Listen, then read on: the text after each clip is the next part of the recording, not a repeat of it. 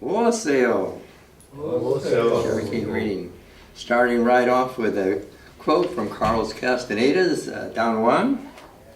Carlos saying to Don Juan, "You always say that evil doesn't exist, only power exists." Don Juan says, "Of course, there is a dark side to us, not because we're evil, but because we're dumb. So yes, man has a dark side, and it's called stupidity." Exactly. Jew. That's a word that has a very, very heavy load on it. Here in Turtle Island, something similar, Indian. We had Indian. In the mid-60s, we had a conference, had to be secret in those days, you know, back east, to see what everybody could think of to get out from under the word Indian, which was particularly used as a racist term, like that. Well, surprisingly, what we came out with was Native America, in a capital sense. My little research found that first time, at least recorded, 1924, the Congress was trying to decide how to define Indians. And the word Native American was used, but not in capital. So that was my resource for that. Surprisingly, obviously, the word Native American has, you know, really taken over like that. So I'm trying to, you know, put a suggestion in there of how about Hebrew America? Something like that. Or Yehudi is the Hebrew name for Jew, and Dios is the Greek. Synagogue is a Greek word, and so we ought to follow that also, maybe with the Greek definition or word for that. The first that I know, I think, in history of the expulsion of, quote, Jews was the state of Castile by Queen Isabella. The Mediterranean has long been, and still is, you know, the melting pot of all of the ancient world. And the so-called Spaniards are no exception to that. In fact, to try and extract Jew out of a Spaniard is like taking noodles out of spaghetti. And that's really a shame. The pejorative use of that word really deserves to take the load off, Andy, and put something else in there so it doesn't have these consequences that we know have recently happened. The Tree of Life synagogue, very, very interesting at that. And in Pittsburgh, La Pieta, right now.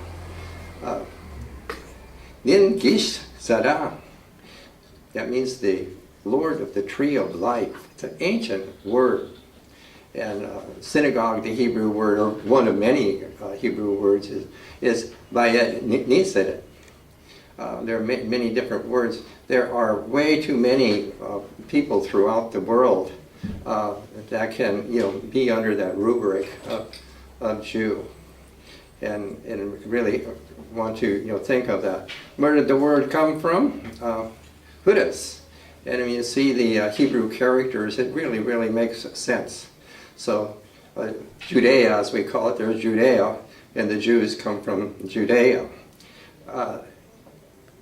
It means the place of those who praise.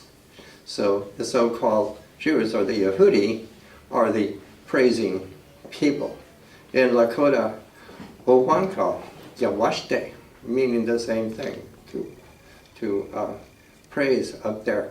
Interesting, the Hebrew doesn't have the kind of verb to say to give thanks. It's often added on in modern times. It's all giving praise, and to really understand that and to see, you know, the characters that make up that is very, very illustrative for that. So I'm really, you know, wanting to bring out, you know, something here because of that mistake that somebody has made because they've gotten some idea that has misled them to carry out such actions. Also, it was a special ceremony for children. So fortunately, however you can put it, you know, no children were injured, you know, in that situation.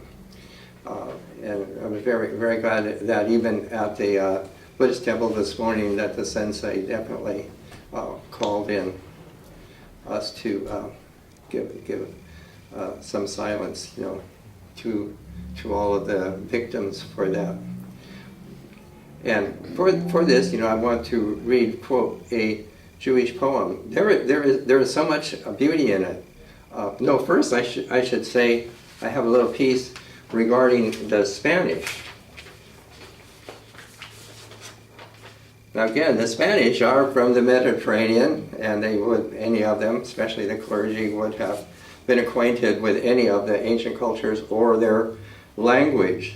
In Mexico, in the course of their conquest, the Spaniards were learning of the mythical histories of the Aztec and their Nahuatl relatives throughout ancient Mexico. These familiar Genesis-like tales had to be known to the Nahuatl people from their own ancestral sources. But how? Astounded to discover a civilization so akin to Europe, and the great number of people there, also the Spaniards were very puzzled by the biblical threads in the Aztec yarns. The answer to this seemed to be that these were the descendants of the 10 lost tribes of Israel, who were exiled by the Assyrians in 722 BC and vanished, the remaining kingdoms of Judea and Benjamin. Thus, this was then expounded by a Dominican friar in the 16th century, who really took it on and did a detailed manuscript. His name is Friar Diego Duran. It's now in 2 books. It was first published in Spanish in the 19th century and recently translated into English in the early 60s. Fortunately, in the time that I was doing my studies in Mexico City, my 2 sources mainly were the huge bookstore in Mexico City, also rated by the Federales at the time, and also the bookstore at the University of California. So the translation into English of Duran's manuscripts, I've made a quote here. He stated emphatically that the natives of the New World, that they are Jews and Hebrew people, and by their nature are of the 10 tribes of Israel, which Shalmaneser, king of Assyria, captured and took to Assyria. This pretty much became the rage for about 2 centuries in the royal courts of Europe. These things have only been countered in modern times, where what you want to call the modern scientists or whatever they are, absolutely refute any transatlantic visitations here. But you see, even by this report, even being in Mexico, it's recognizable. Octavio Paz instead of Latin America, say Arab America. All of that. And it goes on. The Cherokee culture, language, and the syllabary is totally imbued with Hebrew, as if we would really be looking at an early time of the Hebrews, probably because the standard dress of the Cherokees are turbans, probably brought by Phoenicians a long time ago. So, and all through the Southwest, except for Apaches and Navajo, it's everywhere. There are even petroglyphs that show, the palette of Narmer in New Mexico. That's the famous Egyptian. I had all the ancient studies in school for 4 years before I went did my Mexican studies, and so it was readily recognizable, taking this opportunity to spread the word. A few people do watch these films. And I'm going to read a poem that's it's in the Earth Prayers from around the world, and it's just titled Jewish Prayer. You can see how beautiful is the Jewish thought. How wonderful, O Lord, are the works of your hands. The heavens declare your glory. The arch of the sky displays your handiwork. In your love you have given us the power to behold the beauty of your world robed in all its splendor. The sun and the stars, the valleys and hills, The rivers and lakes all disclose your presence. The roaring breakers of the sea tell of your awesome might.